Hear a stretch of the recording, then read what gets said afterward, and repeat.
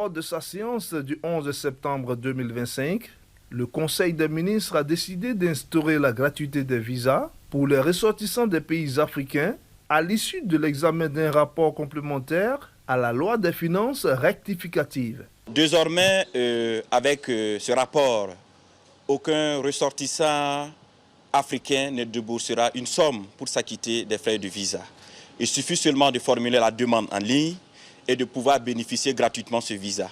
Toutefois, la gratuité ne veut pas dire l'exemption, insiste le gouvernement. Les demandes restent obligatoires. Une précision qui rencontre l'enthousiasme des étudiants ressortissants d'autres pays d'Afrique et des acteurs économiques qui y voient de réelles opportunités d'affaires.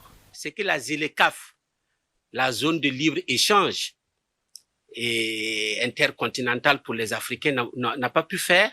Le Burkina Faso vient de dire aujourd'hui qu'il est la locomotive des pays africains. Si on dit qu'un pays africain, tous les Africains sont exemptés de visa, moi, en tant qu'Africain, j'ai envie de connaître ce pays et j'ai envie de faire des affaires dans ce pays. Ça ne fait que booster l'économie du Burkina. La principale difficulté est d'ordre financier pour l'obtention du visa. Avec la procédure, il fallait payer des frais en Centrafrique pour pouvoir avoir le visa.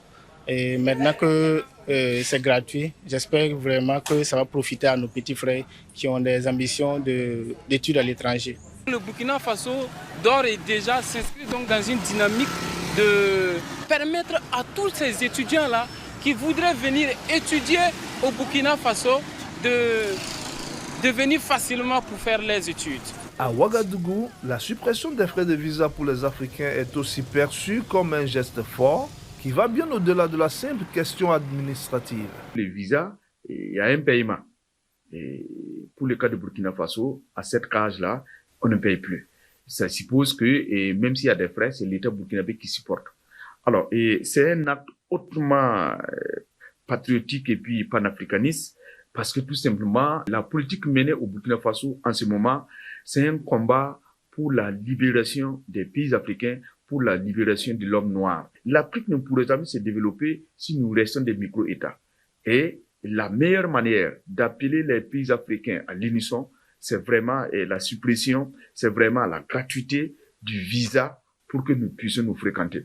Et ce n'est pas une première. Il y a au moins 5 pays qui sont dans cette logique. Après le Bénin, le Kenya, la Gambie, les îles Seychelles et plus récemment le Ghana, le Burkina Faso supprime à son tour les frais de visa pour les Africains. Un geste à la fois symbolique et stratégique qui traduit la volonté de Ouagadougou de renforcer l'intégration du continent. Christian Tan, CGTN français, Burkina Faso.